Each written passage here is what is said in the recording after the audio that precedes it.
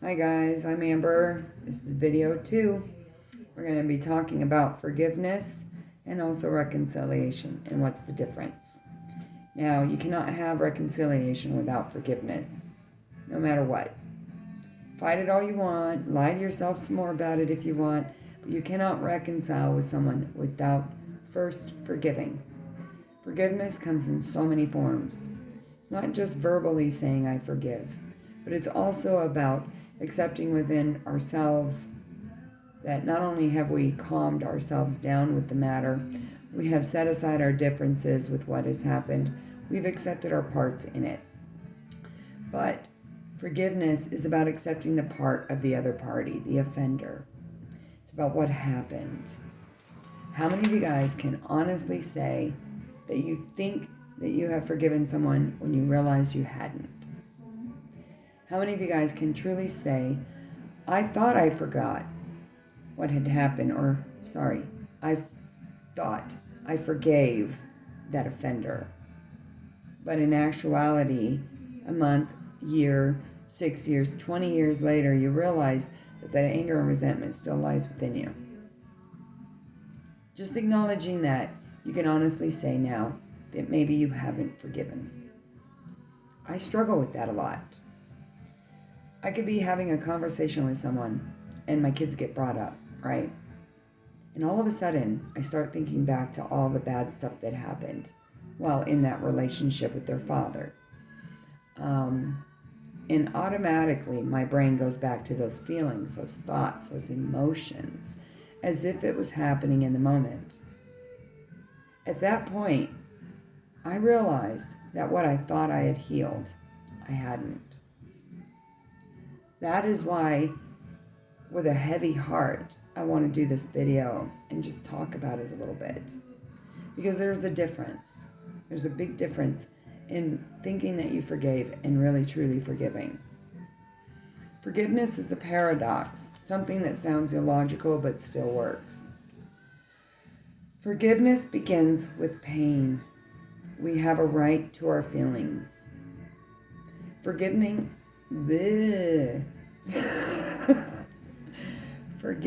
is an act of mercy towards the offender. It is a gift to our offender for the purpose of changing the relationship between ourselves and those that have hurt us. It just changes the whole dynamic of the relationship. It takes the hatred, the resentment, and the anger away. It is more blessed to give than to receive, when you say. Forgiveness, again, we are willing to treat him or her as a member of the human community. Now, I read that, and as I started reading it, it really clicked to me about my perception of an offender and how I never looked at it as treating the other individual as inhumane. But reading this is saying that that's exactly what has happened. I've treated the offender in my situation, whether it was one or two or multiple. You can fit this in wherever you want, but really think about this, okay? The whole time we've been mad and angry and, pissed off or whatever it was towards the offender or the offense, the experience. You treated that other person inhumane. In other words, made them feel less than. So if you were to switch the tables and put yourselves in that person's shoes, even if they intentionally did it, wouldn't you think that would give you a better perspective of why they did something or what was their motive, right? Even if it's inhumane, but to just turn that around for 1 second and evaluate it from their eyes. I'm sure down the road, people who've done horrible things, I like to believe that deep within our hearts somewhere, we have that forgiveness. At least forgiving ourselves or feeling guilty or remorse, for that event. And really wanting to seek the forgiveness. I really believe that people have it in them, no matter what they've done, to seek that. It's a balance. So getting means having more, giving means having less. So when we give, it gives us a feeling of being enriched. The person who's receiving feels indebted. So it switches the tables, If we want to be free from anger and resentment, give the person who hurt you a gift. The gift is mercy. Give the gift of mercy. Forgiving is more than accepting what happened, right? It is also ceasing to be angry with the other person or towards ourselves with it. It is being in a neutral position towards the other person. It is making oneself feel good. All right. It is not condoning or excusing. It is not forgetting. It is not justifying. It is not calming down. It is not pseudo-forgiving. Pseudo-forgiving is different than reconciliation. It's like saying, I forgive you, but not really forgiving. It's unintentional. It can be unintentional. Other people, depending on the power play, if they want to do a power play, they can say, oh, I forgive you when they really don't, and just use that for power. In that kind of situation, that's a narcissistic trait. It doesn't matter. You can say, I forgive you all day. But to truly forgive gives you that feeling within your heart, of hearts, that you accept that person in the human community as a human being. Okay? When it comes to reconciliation, it says here, reconciliation usually is forgiveness by both parties. Reconciliation also requires a renewal of trust that sometimes is not possible. So even though we want to reconcile with the person, sometimes it's just not possible. Maybe the person passed away. Maybe the person that hurt you is just not in the right frame of mind and you just cannot reach them. So no matter what, we have to accept that forgiveness within ourselves for that one. But it is only required to reconcile as long as both parties are willing. That's usually how it works. They have to both make the effort. Reconciliation is the act of two people coming together following separation. It says, forgiving, on the other hand, is the moral action of one individual that starts as a private act, an unseen decision within the human heart. It means we have to feel it within our hearts that it is time, and that we're truly opening up our hearts to the offender. And by doing that, we also present them with the gift of unconditional love and forgiveness, wrapped up in a little bow. That is what I have fought with. It's like, how can I give a gift to the person that hurt me? I never understood that, because that's like saying I forgive them. But I forgot what they did. Sorry. My brain is going a mile a minute, I'm telling you. Just deciphering all of this information that comes in so fast, not only about myself, but about others that are struggling with this. I know I'm not the only one who have said, I forgive you, and not. It's just I'm not the only one. One may forgive and not reconcile. If the offender remains unrepented and is unchanged, then reconciliation is impossible. And that goes right back to what I said about the offender not taking accountability. And that's when the anger and the resentment stir the pot again. It does. It just starts stirring it. It's like one big cycle, a big loop. It's like, do. We're just going to keep on stirring it until it gets too thick that we cannot hold it anymore. What? I don't get it. So, forgiving is more than accepting what has happened. It is ceasing to be angry. I wrote down here, ceasing to be angry is a byproduct of the forgiveness process. Sensation of anger is only one part of the process. If you continue to focus on the sensation of anger as a goal, it can distort the process. So hanging on to it, it's just going to impede your healing process. It's going to impede your mental health, everything that's involved with it. When you think something, your emotions follow suit. So if you're angry and pissed off, your whole body's going to shut down. It's going to be tense. It's going to be stressed out. And it's just going to be unforgiving. So, over time, the forgiveness should have a real change of attitude towards the offender. Some people believe if they tell themselves, I will not feel angry, that it will help. but there is ample evidence that this technique works only for a few. So again, it's over time. You should have a real change in attitude towards the offender. That's what I mean about the heart opening. For years, I've struggled with forgiveness of the ones that have hurt me until I'm triggered. It's going within that. It's accepting that attitude within myself. And I haven't reached it yet. I'm going to be honest. I have not gotten to that point where I've changed my attitude for mercy on the offender. That is my realization reading this book. So again, if you're struggling with this and you can honestly do a self-evaluation and saying that you're still holding on to that anger and resentment, do me a favor. Acknowledge it. Do the work, the inner work that it takes to pull out a notebook, to write down why, to really ask yourselves the hard questions. What is it really that you're pissed off about? What is it? What are you really pissed off about? That you cannot see the other person as a human with compassion and mercy. You can try being neutral to the other party. The goal of forgiveness is to allow yourself to truly feel positive feelings and thoughts towards the offender. There it goes again, the heart opening. To accept it. Accept them as human beings, whether they admit it or not. That is when we truly know that we're being neutral, that we have forgiven the other party, is to be neutral, embracing them with deep love and much emotions, wishing them well, truly wishing them well. It's like praying for your enemies. In doing that, all you do is you make yourself feel better.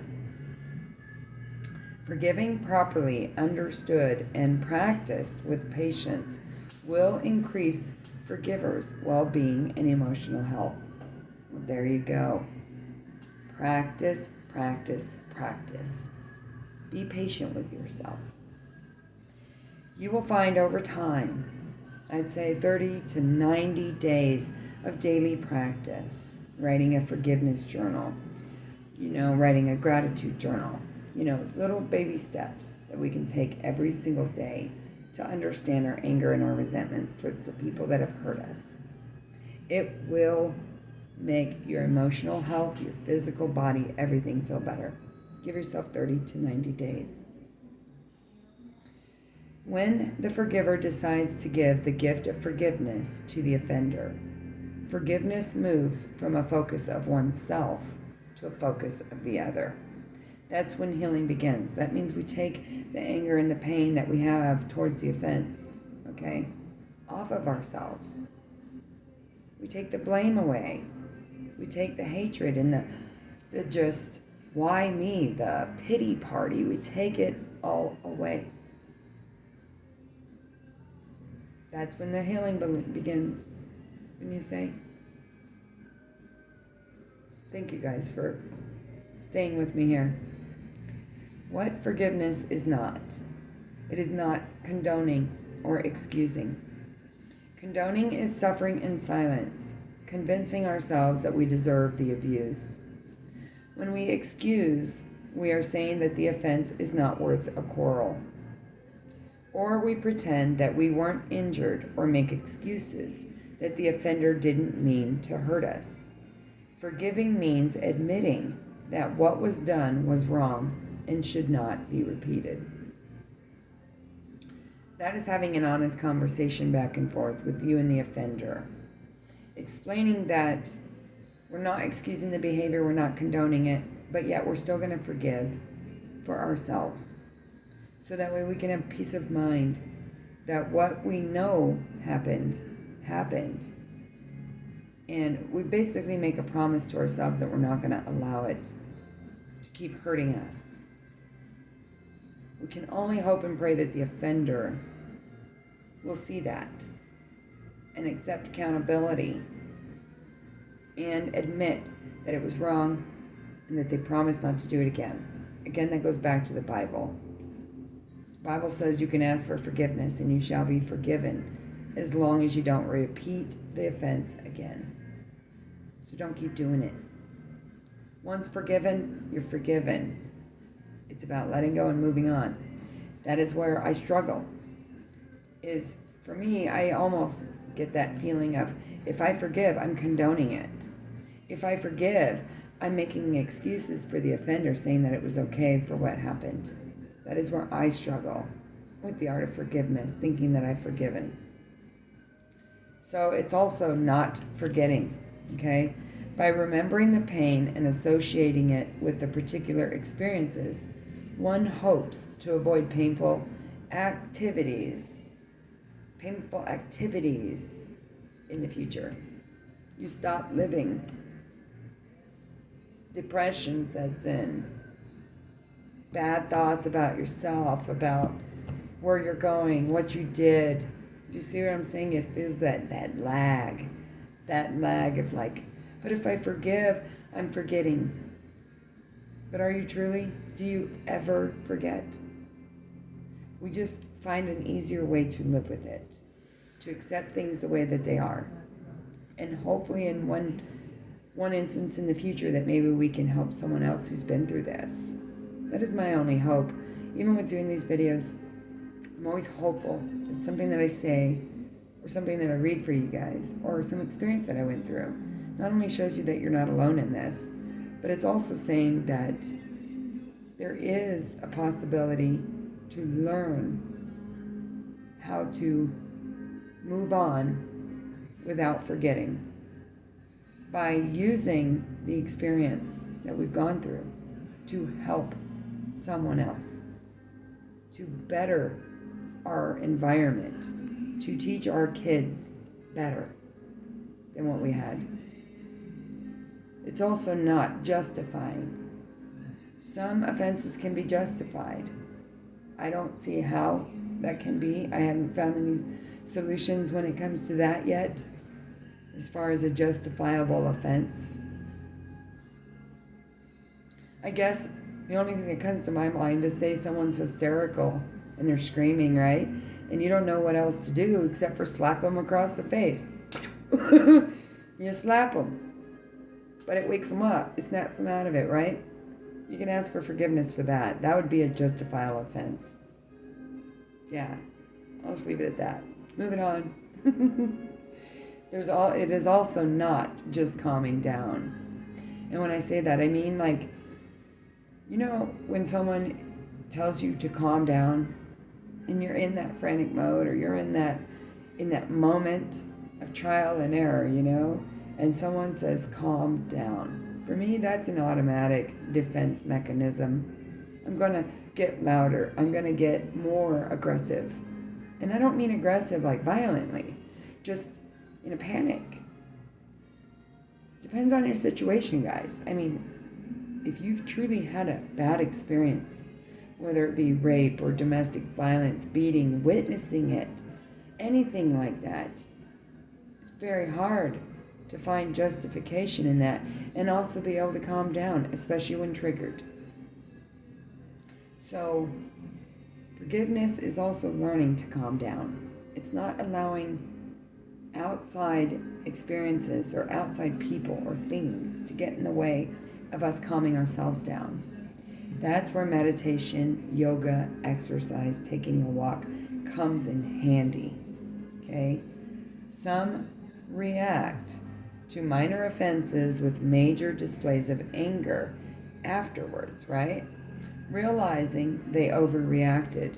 So even though you're witnessing someone having a panic or a moment of overreacting, the offender doesn't necessarily see it that way. But the person who's going through it realizes it later, that maybe they overreacted. They acknowledge that they made a fool of themselves. They acknowledged that they needed to calm down. That's what I mean about being triggered. It happens in a split second. Unexpected, right? So just understand that the person who's in an uproar, the one that is going through the shock of everything, okay? They understand that they're doing it, but they don't know how to calm down. They haven't taught themselves yet. And they realize later they might have overreacted. So give us some space to learn that lesson. All right? Over time, the outrage diminishes, okay? Over time. It becomes less important. And forgiveness does not, what does it say? Forgiveness doesn't lessen what happened. It alters how we view the person in spite of what he or she did. So that's how you know when you've remained calm through it, when you've healed, and when you're truly forgiving, is your tendency to be able to display that love, that emotion, that kindness towards the offender and the offense itself, despite what he or she did. It's what it says right here. It alters how we view the other party. That is when you truly know that you've forgiven. The pseudo-forgiving, on the other hand, like I said before, was when people say, I forgive you. With a simple no harm, no foul instance, it wasn't intentional. People say de nada, that's the true intention. They really didn't mean to hurt you. But some other people, they say, I forgive you when they haven't really forgiven. That is where I found myself before. I didn't know when I said I forgive you. I really, truly, in my heart of hearts, thought I had forgiven the other party. But I didn't. I guess I didn't know that I hadn't forgiven. It says here, I think we've already discussed that. Talking about pseudo forgiving and how it's a psychological defense mechanism. People use that as a defense mechanism. So I hope that some of this, or all of it, has helped you in some way and given you something to work on as far as shadow work and learning how to reconcile our own differences, forgiving ourselves, not for the other party, but for our own sanity, to make ourselves feel better. We always are hopeful that the other party will take accountability. We're always hopeful that they'll take the offense seriously about how it affects the other parties. And we're talking all the parties involved, not just the one that got hurt, but the families that are involved in it, the friends.